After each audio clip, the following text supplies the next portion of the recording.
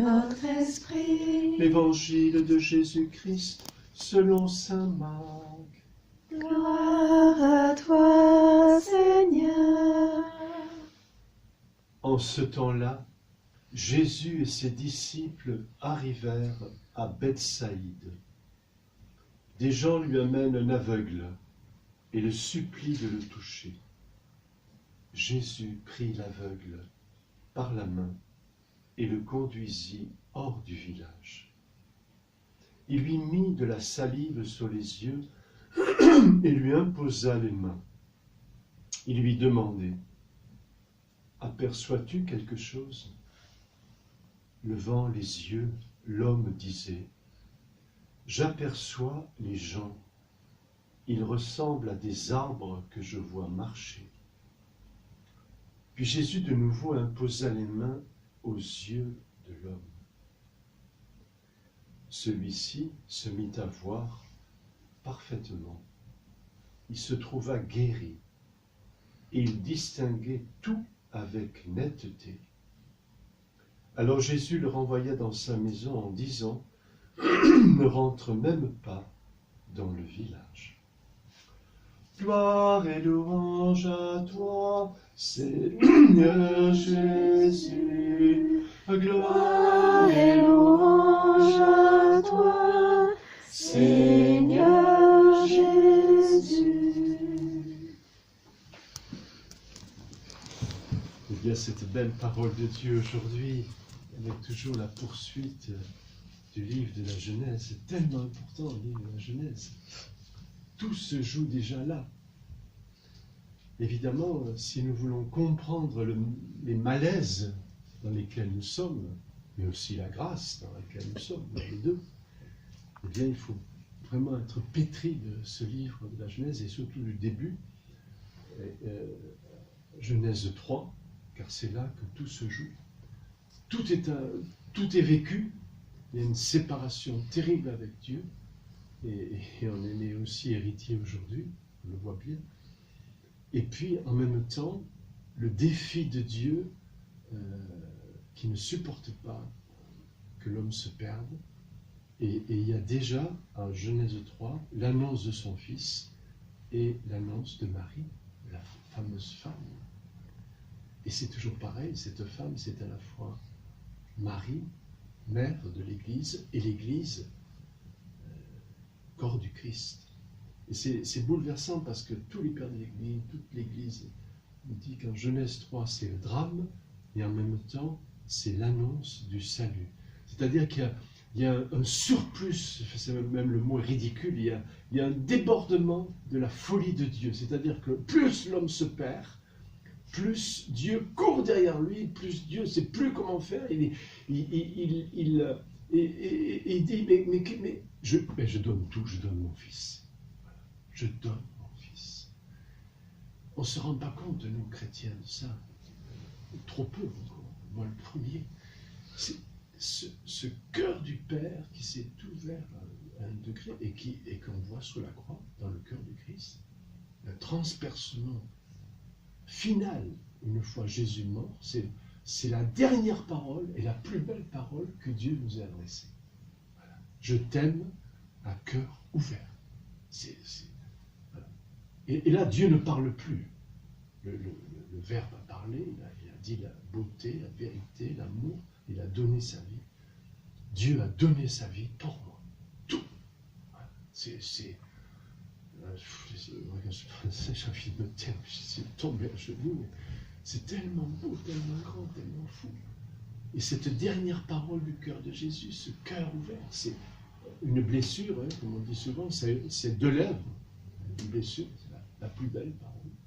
Et il sort le sang et l'eau qui font l'Église, qui fait qu'on est là aujourd'hui, après 2000 ans.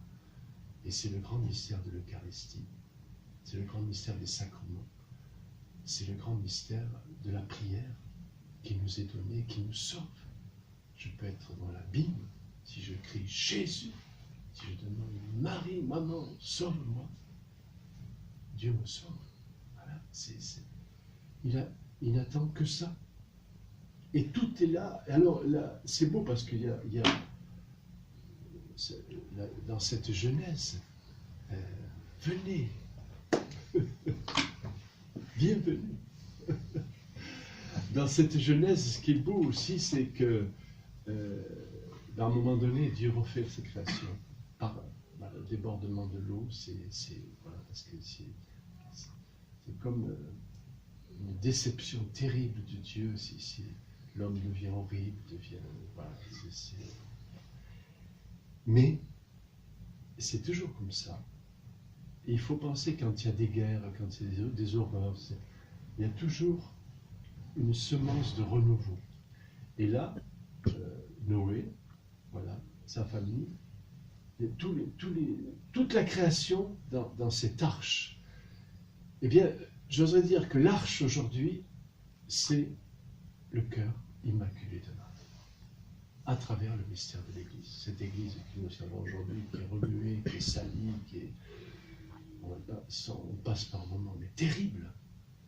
Mais dans le fond, le Seigneur ne supporte pas non plus l'hypocrisie.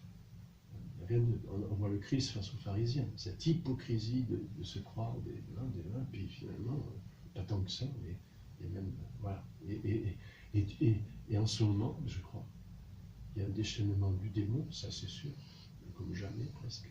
Mais il y a aussi Dieu qui permet cette vérité pour son Église. Voilà. C'est ça qu'il ne faut pas oublier non plus.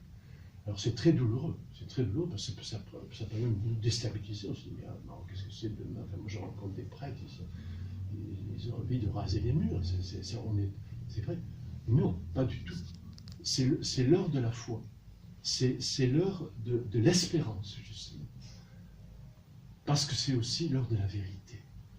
Et voilà, et dans nos propres vies aussi, il ne suffit pas de montrer du doigt, voilà, nous chrétiens, nous devons faire la vérité et reconnaître que nous sommes encore bien peu fervents, même si on l'est déjà, quand même aussi, mais c'est une invitation à la conversion, quoi. Si dans notre vie chrétienne, il n'y a pas cette dynamique continuelle de la conversion, on risque de s'endormir, mais on n'est plus dans le feu, on n'est plus dans l'urgence du salut. Hein? Si j'avais l'urgence du salut, je sortirais dans la rue, là, je dis, mais voilà, qu'est-ce que je peux faire, Seigneur? Bon, mais peut-être, je ne vais pas me mettre à arrêter les voitures et à prêcher Jésus. Encore que s'il me le donne, pourquoi pas? Voilà. Pourquoi pas?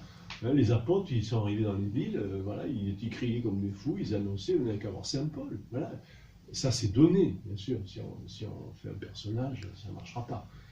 Mais au moins, je peux prier. Vous savez, quand vous sortez dans la rue, et vous le faites sûrement, j'en suis sûr, que vous avez le chapelet, que vous priez pour tous les gens que vous voyez, ceux que vous connaissez, ceux que vous ne connaissez pas. Mais vous êtes un semeur d'espérance, un semeur de vie. Voilà. On est puissant par la prière. Voilà. Tout arrive par la prière. Alors peut-être on peut dire, mais je suis peut-être pas encore assez témoin. Mais il ne faut pas s'inquiéter, il ne faut pas perdre du temps avec la culpabilité. Il faut beaucoup prier, il faut beaucoup lire la parole, il faut beaucoup recevoir le corps du Christ et dire, Seigneur, fais de moi, à travers le cœur de Marie, ce que tu veux que je sois aujourd'hui dans l'Église. Voilà. Et vous en faites pas, le Seigneur, moi je vois dans ma propre vie, j'arrive j'étais complètement dans les ténèbres, et puis le Seigneur m'a réorienté. Ça prend du temps, hein. C'est toute la vie une conversion, c'est toute la vie. Voilà. Mais quel bonheur! Le Seigneur fait toujours du nouveau. J'ai fondé une fondation, j'ai lancé ça. Après, j'ai fait le Père Daniel, je laisse lumière avant. Voilà. Puis maintenant, encore quelque chose de nouveau. Oh, mais Seigneur, lâche-moi les baskets. Non, il ne te lâchera pas les baskets. Parce que justement, c'est ta joie, c'est ta paix. De rentrer dans le dessein du Père. Il n'y a pas de plus grand bonheur que ça. Rentrer dans le dessein du Père. Et le dessein du Père, c'est déjà mon bonheur éternel, qui est déjà là, au cœur, c'est vrai, dans l'obscurité de la foi, mais il est déjà là. Et donc, je ne peux plus me réveiller le matin comme avant, dès que je perçois un peu tout ça. C'est tellement beau. Et alors, je veux terminer, bien sûr, dans l'Évangile. C'est beau. Jésus, il nous donne tout le temps, dans tout ce qu'il fait, il me parle. N'oubliez jamais ça. L'Évangile du jour, c'est très important. Lisez tous les jours l'évangile qui est proposé par l'Église. C'est au moins ça. Parce que Jésus me parle. Et là, après il rencontre cet aveugle, voilà, et il le prend par la main. Vous voyez, il peut le guérir de suite. C'est toute une pédagogie, c'est toute une éducation. Il le prend par la main. Voilà. Comme je te prends par la main, voilà, tu as les yeux fermés, tu ne vois rien. Et puis, si tu es aveugle, moi j'ai des amis aveugles, il vous fait confiance. Voilà, il vous fait confiance. Il te prend par la main, il dit, oh là là, on va où? Je fais confiance celui qui me guide. C'est fou. Et tu vois, la foi, c'est ça. C'est Dieu qui nous prend par la main. Parce que parfois, on se sent un peu seul, on se sent. Voilà, c'est vrai. On peut vivre des moments très difficiles. Et c'est là qu'il faut revenir avec Marie, par Marie, en elle. C'est beaucoup plus facile avec Marie. Eh oui. Mais bien sûr, c'est pas pour rien que Jésus a dit sur la croix, qu'est-ce qu'il a dit? Voici ta mère. Et à travers Saint Jean, il l'a donné à chacun et chacune de nous. Et cette parole, Jésus, aujourd'hui, elle résonne dans le monde. Voici ta mère. Mon retour est proche. On ne sait pas quand, mais là, ça s'accélère. Franchement, ça s'accélère. Eh bien, nous allons assister à l'écroulement de la Babylone. Ça a déjà commencé. C'est-à-dire une société qui s'est construite sans Dieu et même contre Dieu. Voilà. On va assister, et on assiste déjà, à l'écroulement de la Babylone. Alors, il va encore perdurer, le fric, le machin, l'économie, le machin. Je ne dis pas que tout ça est mauvais, pas du tout, mais quand même, voilà, ce mondialisme, on étouffe, quoi. Et le Seigneur va permettre qu'il s'écroule pour qu'on revienne à une humilité, à une pauvreté, à une liberté, voilà. Mais qu'on peut vivre déjà aujourd'hui. Et quand Jésus prend ma main, il me guide, voilà. Et à un moment donné, il lui impose les mains et il le guérit pas du premier coup, tout doucement. Aperçois-tu quelque chose? C'est comme une pédagogie, mais c'est l'histoire de nos vies. Ah, mais c'est vrai, ça je ne le voyais pas. Oh, merci Seigneur. Oh, merci Seigneur. Encore un peu plus de sagesse. Et puis dans 3 jours, dans 3 mois, mais oui, mais oui. Imaginez-vous, ça va être le ciel. On verra Dieu. Ce sera toujours nouveau et toujours plus beau. Là, tous les mots explosent. Toujours, mais c'est vrai ce que je vous dis. Et c'est pourquoi les saints étaient heureux. Ils étaient heureux parce que la vie éternelle était déjà là. Alors on peut les tuer ou la moitié tuer, tout ce que vous voulez, leur faire toutes les horreurs, les misères. L'amour et la joie est plus fort que tout. Voilà. Et ça, c'est un don de Dieu. Ça ne vient pas des hommes. Voilà. Mais c'est ça qu'on a dans notre cœur. Alors on peut dire, ouais, mais j'ai peu de foi. Mais oui, moi aussi, oui, j'ai peu de foi. Mais je veux en avoir plus. Voilà, je veux, Seigneur. Je tends les mains. Et le Seigneur. Et on voit bien, Jésus, ça finit toujours bien les guérisons. Voilà. Et alors, il le guérit parfaitement. Vous voyez, ça, c'est notre chemin. Les saints, on voit bien ça, les dernières années de leur vie, ils voient de plus en plus tout dans la vérité et l'amour. La vérité et l'amour. La lumière et l'amour. Saint Jean. Vous lisez la première épître, Saint Jean, les 3 premiers chapitres, il ne parle que de la lumière. Il faut d'abord être dans la lumière. Voilà. Et alors l'amour, après, alors, c'est une bombe atomique. C'est une bombe atomique. Le pape François, je termine ça parce que je pense que c'est un enjeu terrible pour aujourd'hui. Ça fait au moins 10 fois, depuis qu'il est pape, le pape François, qui nous dit priez, priez, priez. La 3e guerre mondiale est déjà commencée. Et il rajoute par morceaux. Voilà. Que le pape nous dise ça, ça veut dire que c'est grave. Parce que s'il y a un homme, bien plus que le président des États-Unis ou de Russie, qui est au courant de ce qui se passe dans le monde, c'est le pape.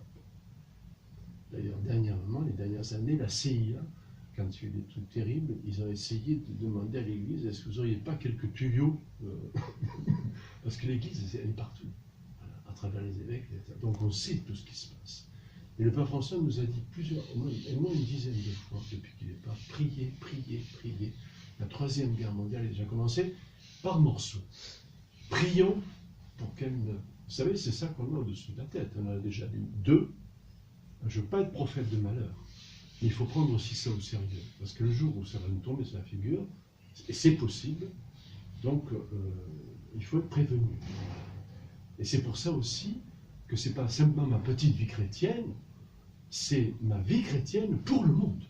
Voilà. Quand je dis le chapelet, je fais échec à l'esprit des ténèbres, voilà, qui veut nous mener à Stora.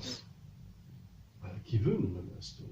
Quand on voit ce qui s'est passé au Moyen-Orient, et ce qui s'y passe encore, hein, la Vierge même en pleure sur certaines statues. Voilà. Donc c'est tout ce que je vous dis aussi. Moi je suis dans la joie, je suis un homme d'espérance, je ne suis pas un homme mais il faut être aussi dans le réalisme de ce que nous vivons. Voilà. Pour que notre foi aussi se remue et se dise, si je prends une décision pour la prière, pour la charité, pour lire la parole, bon, mais peut-être je ne serai pas fidèle, mais je recommence. Voilà. Et c'est là où nous sommes que nous pouvons quelque chose. Ce n'est pas dans des belles paroles, des débats. Non, aujourd'hui, on est bombardé d'informations. Bon, c'est bien d'avoir l'information, mais si on est pris dans ce flot-là, on va perdre du temps.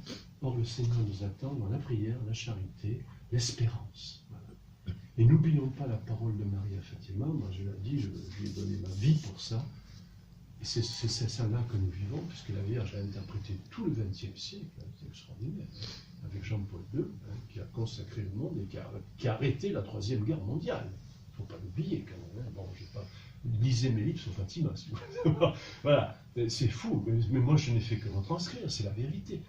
Et Jean-Paul II nous a prévenus, il nous a dit, mais priez pour éviter cette Troisième Guerre mondiale. Et que le règne de la paix et de l'amour, ce que Jean-Paul II appelait la civilisation de l'amour. Et on va la connaître. Mais ça, j'en suis sûr. Je ne sais pas pourquoi, je peux me tromper, mais on va la connaître. On est dans une civilisation du fric, une civilisation, on voit bien, bon, c'est pas possible, ça va dans le mur. Voilà. On est recroquevillés. Là, je traversais Paris, en sortant de la rue du Bac, on voit les gens, ils fument, ils se droguent, alors ils sont super, wow, des looks, wow, super look, tout est dans le look, mais qu'est-ce qu'ils sont tristes, d'une tristesse, voilà. Tout est à l'extérieur, voilà. Il n'y a plus rien, ça meurt, et c'est ça, et quand on prend conscience de ça, alors nous, pauvres petits chrétiens, oui, on est des pauvres petits chrétiens, mais c'est nous qui avons l'avenir dans notre cœur, dans notre prière. C'est ça la responsabilité de l'Église que le Seigneur nous a donnée. Nous avons l'avenir du monde dans notre prière, dans notre cœur. Ça dépend aussi de nous. Ça vous paraît peut-être dingue ce que je vous dis, mais ce n'est pas moi qui vous le dis, c'est le Seigneur. C'est pour ça que l'Église est purifiée en ce moment. Terriblement, c'est affreux, c'est vrai. Et ça peut nous décourager. Ça peut nous dire, mais qu'est-ce que c'est? Mais c'est affreux. Mais si c'est ça l'Église, moi je vais aller là. Ouais, pas juste là.